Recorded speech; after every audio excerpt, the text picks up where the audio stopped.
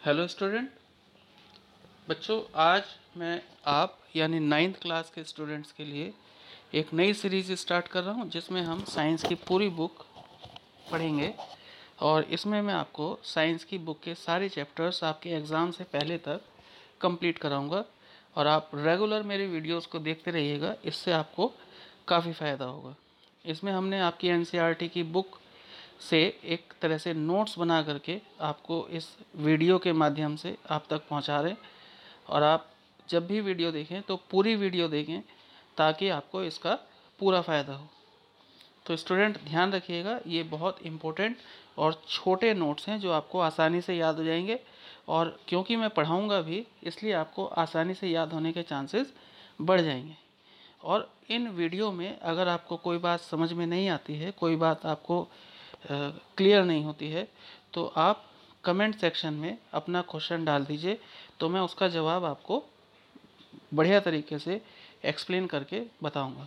तो शुरू करते हैं स्टूडेंट आज का वीडियो।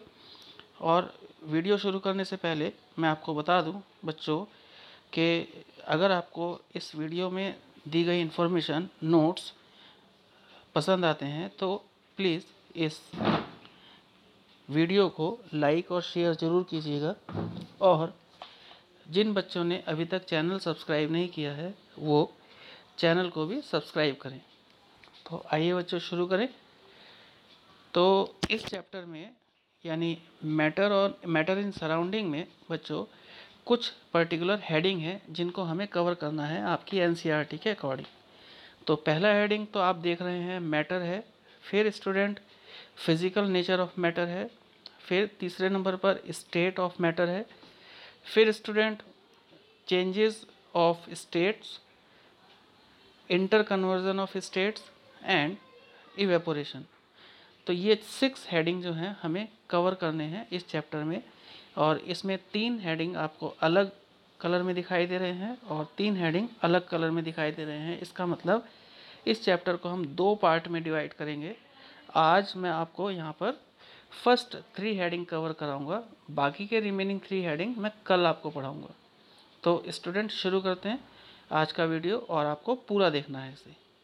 तो सबसे पहली बात मैटर। और स्टूडेंट्स मैटर आप जानते हैं is anything which occupy the space and has मास।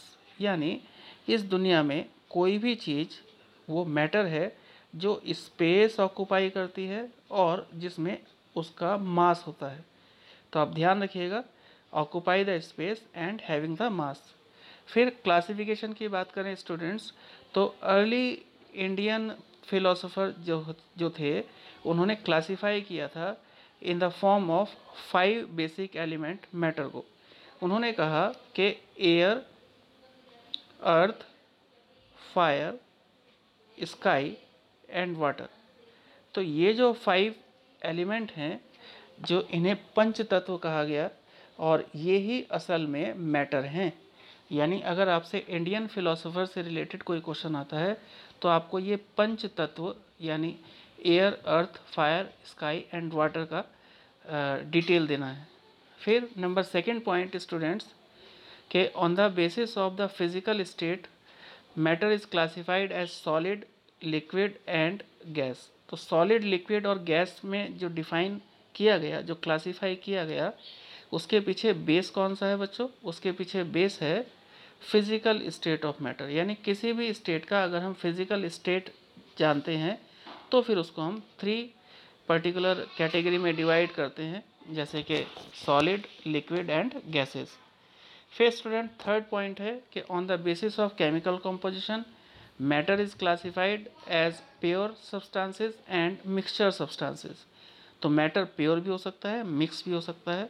और प्योर सब्सटेंसेस जो हैं वो एलिमेंट या कंपाउंड हो सकते हैं, और जबकि मिक्सचर जो हैं बच्चों वो होमोजीनस मिक्सचर हो सकते हैं, यानी ऐसा मिक्सचर जो पूरी तरह से मिक्स हो चुका हो, या हेट्रोजीनस मिक्सचर हो सकते हैं, यानी ऐसा मिक्सचर जो पूरी तरह से मिक्स नहीं हुआ हो।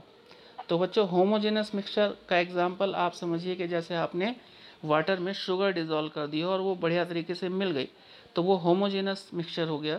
और अगर आपने वाटर में ऑयल डिज़ोल्व कर दिया और वो अच्छे से नहीं मिला तो वो हेट्रोजीनस मिक्सचर है। तो आपको ये बात पता चले। तो बच्चों आगे बात करें फिजिकल नेचर ऑफ मैटर की, तो matter is made up of particle. अगर फिजिकल नेचर की बात करें बच्चों, तो मैटर जो है वो हमेशा एक पार्टिकल से बना है, और ये जो पार्टिकल्स हैं ऑफ जिससे मैटर बना है बहुत ही छोटे हैं, नन्हे हैं, यानी टाइनी हैं, आपके जैसे हैं। जैसे आप भी तो नन्हे हैं ना, लेकिन जो पार्टिकल है मैटर के वो बहुत टाइनी पार्टिकल्स हैं, वो माइक्रोस्कोपिक पार्टिकल हैं, वो हमें नेकेड आई से दिखाई नहीं देते। The particles of matter have space between them, और इन पार्टिकल ऑफ मैटर में स्पेस होता है। अब वो डिपेंड करेगा कि स्टेट कौन सी है, सॉलिड है तो कम स्पेस होगा, लिक्विड है तो थोड़ा सा ज़्यादा स्पेस होगा, और गैस है तो सबसे ज़्यादा स्पेस होगा। तो पार्टिकल्स ऑफ मैटर में बीच में स्पेस एग्जिस्ट करता है बच्चों। और the particles of matter are continuously moving. अब चाहे कोई सा भी स्टेट हो, उसमें जो पार्टिकल हैं वो लगातार मूव करते हैं, लगातार एक जगह से दूसरी जगह आते जाते रहते हैं। और the particles of matter attract each other, और ये जो उनका मूवमेंट है उनके पीछे एक फोर्स ऑफ अट्रैक्शन है, जिसकी वजह से ये पार्टिकल एक दूसरे को अट्रैक्ट करते हैं। फिर बच्चों एक एक्टिविटी बताई गई आपकी एनसीईआरटी में, और इसमें बताया गया बच्चों कि take a water in a beaker, एक बीकर में आप पानी लीजिए, एंड नोट द लेवल, और उसका लेवल नोट कर लीजिए, और फिर उसमें डिज़ोल्व कीजिए सॉल्ट या शुगर, यानी नमक या चीनी उसमें घोल देते हैं रॉड की हेल्प से, ग्लास रॉड की हेल्प से। तो द सॉल्ट, फॉर एग्जांपल हमने सॉल्ट को डिज़ोल्व किया था, तो सॉल्ट जो था वो पूरी तरह से उसमें घुल भी जाएगा, लेकिन वाटर का लेवल बढ़ेगा नहीं। तो इससे आपको क्या पता चला, एनसीईआरटी में भी उन्होंने सवाल पूछा है कि इससे आपको क्या पता चला, तो आप पढ़िए यहाँ पर कि this is because the particle of water get into the space. तो जो वाटर है या वाटर के पार्टिकल हैं वो उस स्पेस के भीतर एंटर कर गए जो पार्टिकल ऑफ सॉल्ट के बीच में था। तो ध्यान रखिएगा बच्चों, ये एक्टिविटी बता रखिए, और आपसे सवाल पूछा जा सकता है 9th क्लास में, आपके स्कूल वाले पूछ सकते हैं, तो ध्यान रखिएगा। फिर बच्चों दूसरा इसमें पॉइंट है कि the particles of matter are very tiny, बहुत छोटे पार्टिकल होते हैं, और इसको प्रूव करने के लिए भी इन्होंने एक एक्टिविटी आपको दी है एनसीईआरटी वालों ने। इन्होंने कहा है कि dissolve 2 to 3 crystals of potassium पर मैग्नेट। पोटेशियम पर मैग्नेट बच्चों एक केमिकल होता है जिससे जो वाटर है उसका कलर इस तरह का हो जाता है, जैसा कि आपको यहाँ बीकर में दिख रहा है, मजेंटा कलर का हो जाता है लगभग। आपने 100 ml वाटर लिया बीकर में, और टेक 10 ml ऑफ दिस, यानी आपने 100 ml वाटर लिया, उसमें 2 से 3 क्रिस्टल पोटेशियम पर मैग्नेट के डाले, और उससे वो वाटर कलर हो गया। अब आपने उस कलर्ड वाटर का 10 ml लिया और दूसरे नॉर्मल वाटर में डाला, फिर उसमें से 10 ml लिया और फिर उसको अगले नॉर्मल वाटर में डाला, फिर उसका 10 लिया, फिर उसको अगले में डाला। तो इससे जैसे जैसे आप ये 10 ml ट्रांसफ़र करते जाएंगे नॉर्मल वाटर में, तो जो कलर है उसका कलर का जो डिग्रेडेशन है वो होता जाएगा, कलर में डिफरेंस आता जाएगा। यानी यहाँ पर पार्टिकल्स का नंबर ज़्यादा है तो डार्क कलर, और यहाँ पर पार्टिकल्स का नंबर कम है तो कम कलर, हल्का कलर।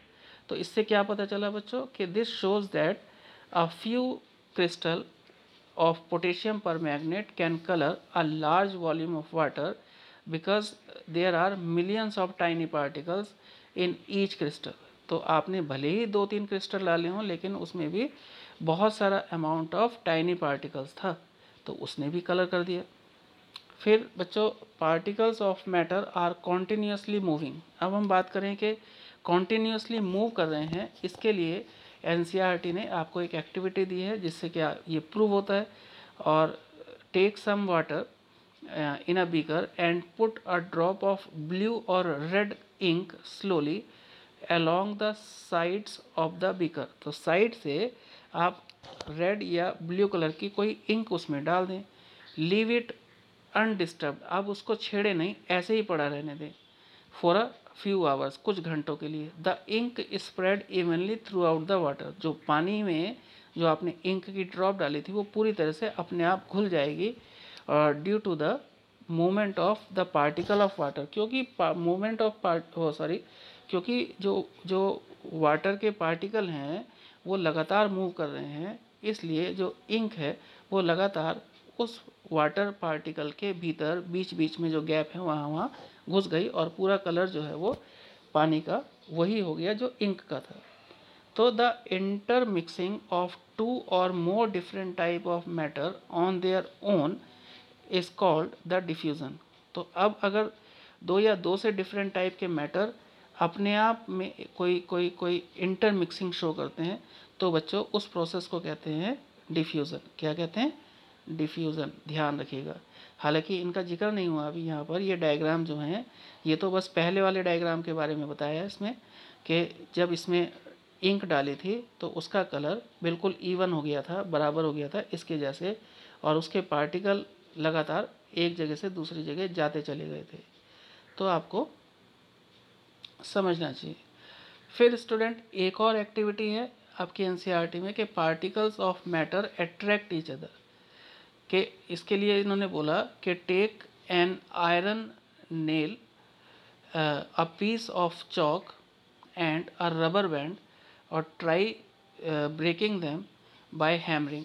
अब आपने लोहे का कोई टुकड़ा लिया है, फिर चौक का कोई पीस लिया है और रबर बैंड लिया है। अब आप उसको हथौड़े से अगर हिट करेंगे, उसको मारेंगे या उसको काटेंगे इन चीज़ों को, या स्ट्रेच करेंगे, खींचेंगे, तो it is more easier to break the chalk. अब तीनों एक्टिविटी के लिए तीनों जो चीज़ें ली हैं हमने आयरन लिया था, हमने चौक लिया था, हमने रबर बैंड लिया था, तो तीनों के लिए अलग अलग एक्टिविटी करनी पड़ेंगी।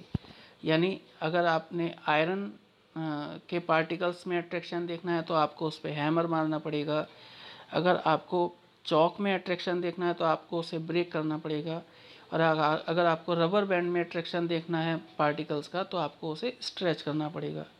It is more easier to break the chalk, less easier to break the rubber and difficult to break the iron nail. तो ये आप जानते हैं।